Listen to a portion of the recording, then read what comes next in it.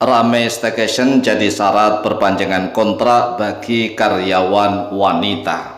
Itu apa yang diiming-imingin? Iming-imingnya itu ya kalau mau diperpanjang harus mau gitu, harus mau diajak jalan gitu. Kalau misalkan nggak mau diajak jalan ya udah habis kontrak aja seperti itu. Para korban begitu, Sena. Maunya bareng-bareng, tapi dia tuh nggak mau, selalu pengen kayak berdua ayo gitu. Ya udah kamu lama-lama dia kayak kesel gitu. Ya udah kamu habis kontrak aja katanya gitu. Udah nggak usah diperpanjang, soalnya janji kamu palsu katanya gitu. Nah, inilah tadi potongan video salah seorang karyawati atau karyawan perempuan yang mengadukan masalahnya ke Polres Bekasi. Ramai staycation jadi syarat perpanjangan kontrak bagi setiap karyawan perempuan. Dikecam Kemnaker, diusut ke Menkumham. Wah, ini judul di salah satu media massa. Lalu kalau sudah terjadi seperti ini, bagaimana tanggapan Anda? Siapa yang harus disalahkan? Apakah tidak ada yang harus disalahkan atau salah semuanya? Ini adalah salah satu problem di bangsa dan negara kita.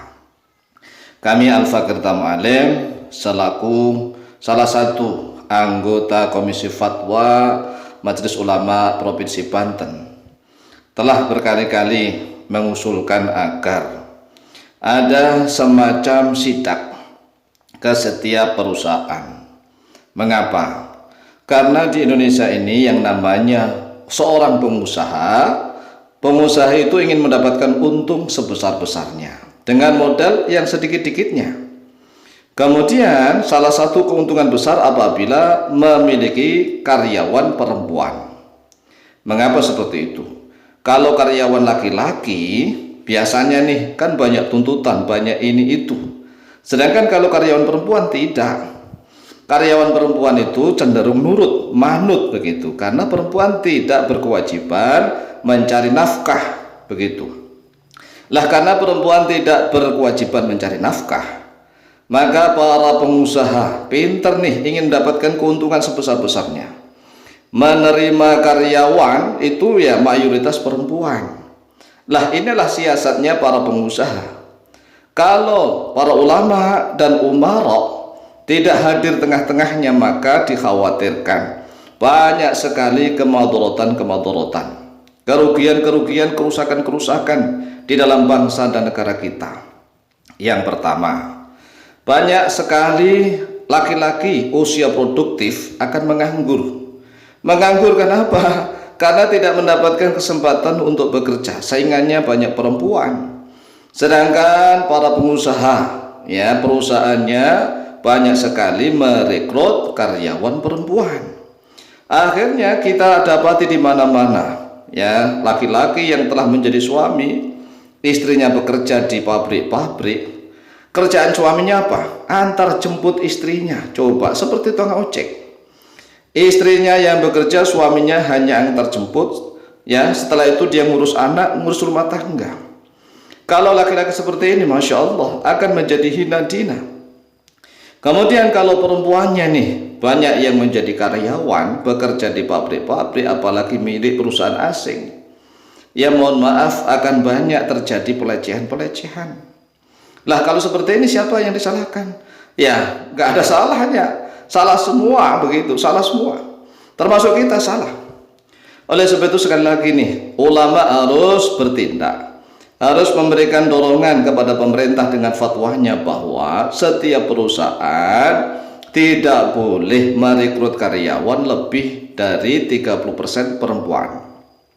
Jadi perempuan itu boleh bekerja, boleh. Kan perempuan itu kalau darurat itu boleh bekerja.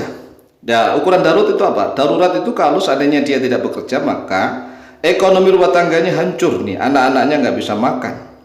Makanya dia diperbolehkan kerja dengan syarat-syarat, itu pun masih dengan syarat-syarat. Nah, kemudian setiap perusahaan nih harusnya lebih banyak merekrut karyawan yang laki-laki, yang pria. Karena laki-laki atau pria inilah yang berkewajiban untuk menafkahi keluarga. Kemudian kalau seandainya pemerintah sudah dikasih fatwa oleh Majelis Ulama Indonesia mendorong agar setiap perusahaan yang beroperasi di Indonesia hendaklah merekrut karyawan laki-laki atau pria itu yang lebih 60% begitu. 60%-nya karyawan adalah pria atau laki-laki. Kalau sampai misalnya karyawan perempuannya lebih dari 50%, berarti kan 50-50 nih. Kalau lebih dari sampai 50%, harus ada tindakan dari pemerintah, harusnya begitu. Jangan malah sengaja membiarkan para pengusaha yang memiliki perusahaan yang ingin untung sebesar-besarnya di negeri ini, kemudian merekrut pegawai karyawan banyaknya adalah perempuan. Kalau karyawatinya banyak perempuan, ya terutama perusahaan tersebut akan mendapatkan keuntungan yang sebesar-besarnya, untung sebesar-besarnya. Perempuan itu enak, kalau kita memiliki karyawan perempuan itu sangat enak, aman dan nyaman. Apalagi nih ada syarat perpanjangan kontrak kerja. Wah, kontrak kerja yang Masya Allah begitu, staycation. Staycation ini ya namanya liburan di hotel, kencan di hotel. Wah, ini baru diusut begitu, baru diusut. Ya seharusnya ada undang-undang yang tegas. Sekali lagi, harus ada undang-undang yang tegas dari pemerintah, dan undang-undang itu harus dilaksanakan. Untuk mengontrol pelaksanaan undang-undang harus senantiasa ada sidak nih. Kan bangsa dan negara kita ini banyak komponennya. Ada Majelis Ulama Indonesia harus memberikan fatwa. Setiap perusahaan yang beroperasi di Indonesia maka tidak boleh ya memiliki karyawan perempuan lebih dari 60%, 60% atau 40% lah. 40% begitu. Yang 60%-nya laki-laki. Nah, syukur-syukur bisa ditekan lagi. Yang 70% itu karyawan laki-laki, yang 30% karyawati begitu. Seperti pencalonan DPR lah. Ya, pencalonan DPR itu kan ketersediaan perempuan syaratnya kan 30%. Karyawati juga harus begitu seharusnya.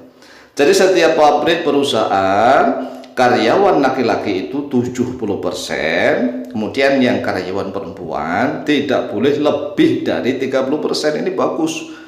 Kalau sampai tidak boleh lebih dari 30%. Sehingga laki-laki di Indonesia ini banyak yang kerja, nggak sampai nganggur. Kalau sudah nganggur menjadi congos istilahnya, pembantu istrinya, hanya antar jemput istrinya, ngomong anaknya, ngomong rumah tangga, maka harkat dan martabat laki-laki di Indonesia akan semakin jatuh. Kemudian akan semakin terjadi ya namanya laki-laki nganggur, akan banyak terjadi kejahatan-kejahatan yang tidak kita inginkan bersama. Demikian, semoga menjadikan perhatian kita semua. Lebih kurangnya mohon maaf. Wallahu ta'ala a'lam bishawab.